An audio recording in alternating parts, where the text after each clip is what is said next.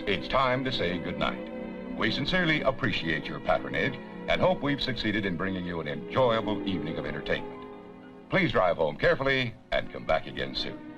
Good night.